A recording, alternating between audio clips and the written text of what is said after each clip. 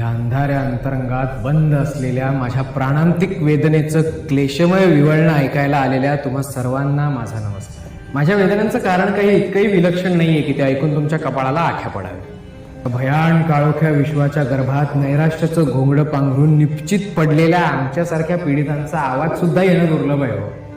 अहो, मंचावरच्या नटसम्राटाला सुद्धा कोणीतरी घर देईल हो.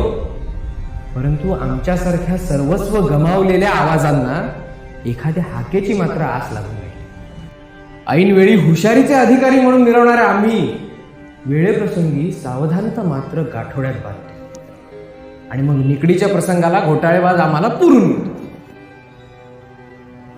तुम्हाला सांगतो, पच्या परिवारात जसे पद, पात्रता, प्रतिष्ठा आणि पैसा यांची श्रेष्ठता असते ना, तसंच या क्रमामध्ये पश्चात्तापाने येणाऱ्या प्रचितीने तिची एक वेगळी ओळख राखून ठेवलेली आहे.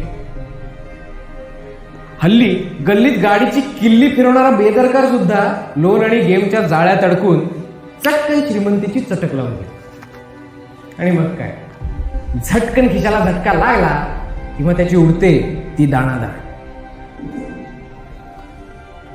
एक गोष्ट नेहमी लक्षात ठेवा, पैसा आणि रुबाब याची कितीही रास लावली तरी मानवतेला लालसेपासून वाचण्याची कला अवगत होणं कठीणच आहे. पण मी म्हणतो, चूक झाली तर झाली,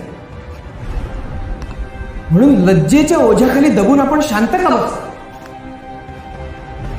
त्या चतुर चोरांनी आपल्या कष्टाच्या पिकावर एखाद्या उन्मत्त गजेंद्रासारखं चाल करून त्याची नासाडी करावी आणि आपण एखाद्या निश्चल बुजगावण्यासारखं त्यांचं थैमान पाहतो. इतके थंड झालो का आपण? श्री समर्थ रामदास म्हणतात, जे जे आपणासी ठावे हे ते दुसऱ्याशी शिकवावे, शहाणे करून सोडावे अवघे. त्यामुळे उठा, जागे व्हा आणि पुन्हा आपल्या धन्यात खेळवा निडरपणाचा विक्रमी साज. तुमच्या रक्तातून वाहणाऱ्या षड्रिपूंची ऊर्जा करा पराक्रमात केली. ह्या सर्व प्रसंगांवर प्रकाश पाडत यावर चिंतन करून त्या अनुभवातून येणारी प्रचिती ही समाजासमोर मांडण्याचा ध्यास तुम्ही आज मनी धरा. श्री कृष्णार्पण.